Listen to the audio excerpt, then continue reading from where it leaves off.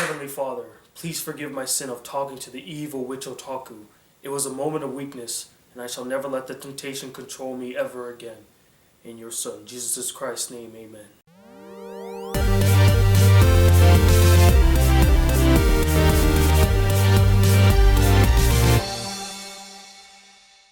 Hey guys, the Black Critic Guy, and I'm here today to review the anime Maria the Virgin Witch. So Maria the Virgin Witch takes place during the 100 Years' War between France and Britain and obviously follows a virgin witch named Maria, who due to her disdain for war and violence constantly intrudes in the fighting by using her magic to halt further conflict.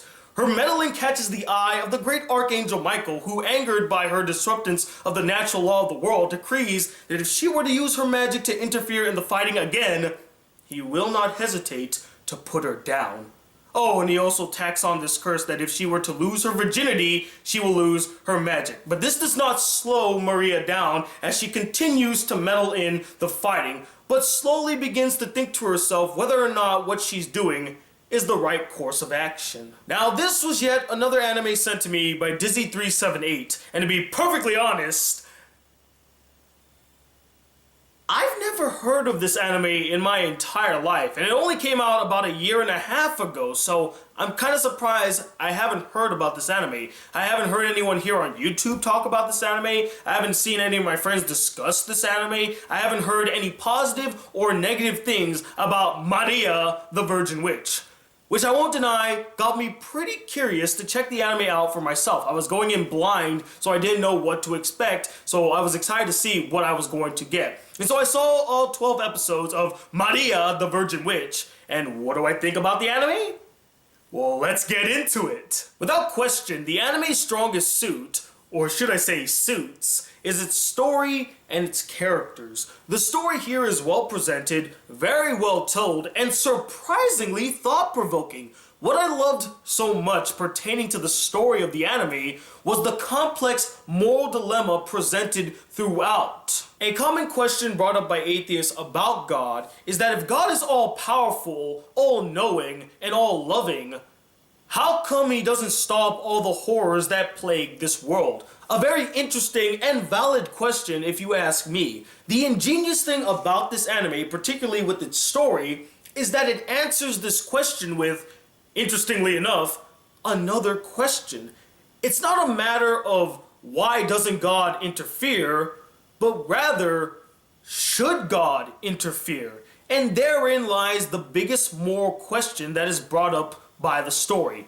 Should powerful beings meddle in human affairs? On the one hand, you have Maria, who believes that yes, if you have the power to stop catastrophe from happening, then you should do all you can to help. But on the other hand, you have the Archangel Michael, who follows and believes in the mandate that powerful beings should not disrupt natural law, most specifically human nature, kind of tying in with the whole free will and stuff. This clash of ideologies is the core of the entire story, and to be quite frank, is the most enthralling thing about it. And the beauty of it all is that the anime doesn't outright choose a side in this debate. It leaves it up in the air and up for the audience to decide which side is right and which side is wrong. It's really all subjective, because neither side is inherently right, but neither is wrong either. They both have pros and cons, much like a Black Critic Guy review. For example, Maria throughout the anime uses her magic to stop battles from occurring, which in turn does spare the lives of countless of soldiers on both sides, a very good deed. But in doing so, it costs both sides a ton of money, a loss of ground in the battle, and makes the soldiers whose prime occupation are being soldiers using their weapons to kill other people, use their skills in other mischievous ways and makes them do very heinous deeds, like becoming marauders and pillaging villages and destroying them. So there are repercussions for her actions, both positively and negatively. The story may not engage you through its spectacle, but it will pull you in with its depth and substance. And speaking of depth and substance, the characters here are great, ranging from fun and simple like Maria's familiars and Anne, to multifaceted and intriguing like Brother Bernard and Galfa. Maria is a character I can totally relate to and get behind, as many of her ideals and sentiments mirror my own, and I respect her convictions to her beliefs throughout the series, even in the face of overwhelming dissension. But that's not to say that this character is a perfect snowflake without any flaws whatsoever, as she does battle with her own morals time and again, wondering whether or not what she's doing is the right thing to do. Is she doing this because she truly believes that war and violence are heinous acts and should never be permitted? Or is she doing all of this for selfish means? I mean, she doesn't really start giving a damn about the war until she finds out that people she knows and cares about are in the war, and then she goes into action. So this brings up a very interesting question as to why she's doing what she's doing. And it presents us with a character that's not just a holier-than-thou type character, but someone who's more human and three-dimensional, which makes the character all the more interesting. Not only that, but she's so freaking adorable. I love the way that this character looks. She's visually appealing, and her relationship with Joseph is so sweet and cute. I just couldn't get enough of it, and you all kind of knew that. I'm a sucker when it comes to romance, and the romance was well handled in this anime. And speaking of Joseph, as a character, he's not half bad neither. Sure, he could have been a bit more worthwhile and enthralling, but for what they gave us, it was serviceable, and the character does have his own dilemmas that he faces as well, battling between his allegiance to his master and country and his love for Maria. It made the character a bit more of an interesting character instead of a bland and forgettable love interest. Some of the more intriguing and complex characters in the series are the antagonists, like Galfa, a character who starts off as a well-meaning individual, but as time goes on and with Maria's constant meddling in the war, becomes something of a man on edge. And though his actions are cruel, horrid, heartless, and inexcusable,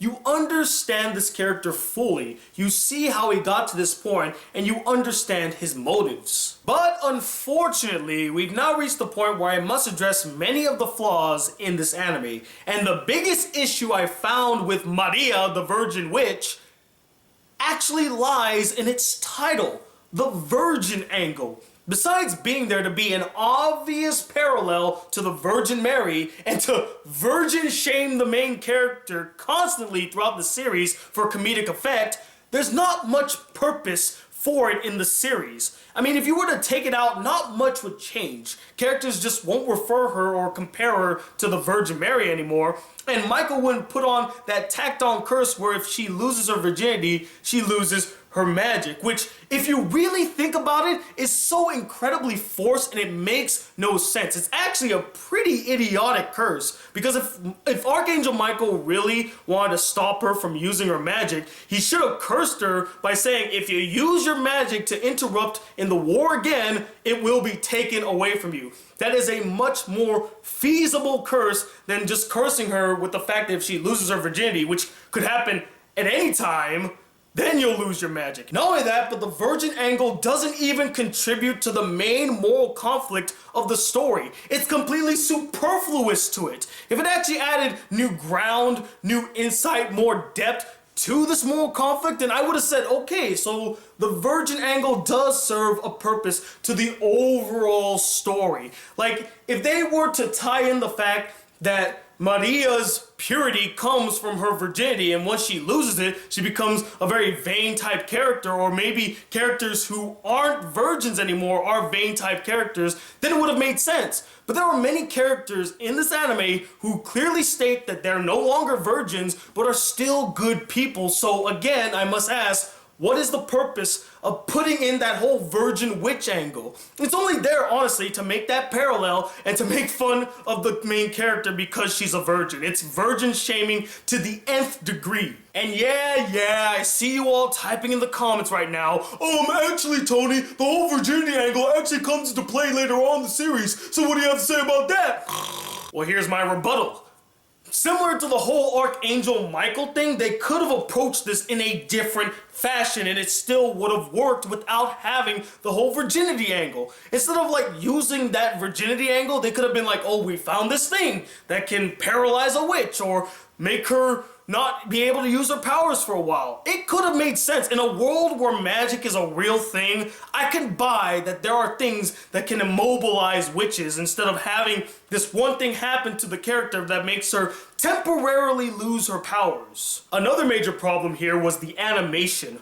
For an anime that came out in 2015, you heard me right, 2015, nearly 2 years ago, the animation here looks surprisingly cheap and subpar, especially during their many battle scenes. The battle scenes are so static, limited, and dull looking. The intensity is totally lost on you because of how cheap the animation looks. You don't feel the weight of the action. You don't feel the weight of these scenarios because the animation just doesn't live up to the gravity of the situation. And that's not even taking into consideration that it doesn't have its own unique visual style to it. It looks so generic, like a copy-paste medieval fantasy type anime. One element I thought had loads of potential to it, but was poorly executed and completely squandered, were the change of heart with some of the characters, specifically Ezekiel and V. Now I'll state this.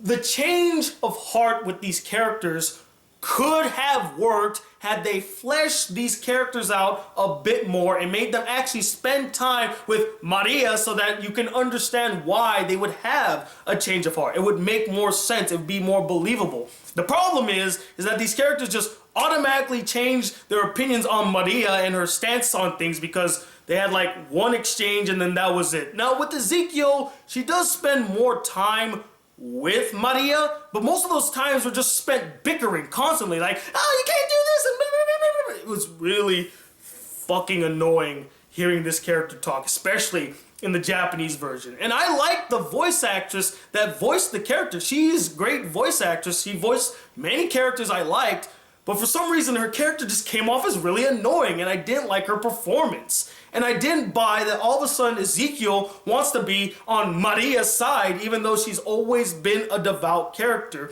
And that's because they don't develop this character enough to make you really feel like this character truly changed and sees everything from Maria's perspective. The same goes for V. In fact, I think it's much worse for V because V has one interaction with Maria and then all of a sudden she's on her side and almost sacrificed herself to save Maria. So it made me say, why?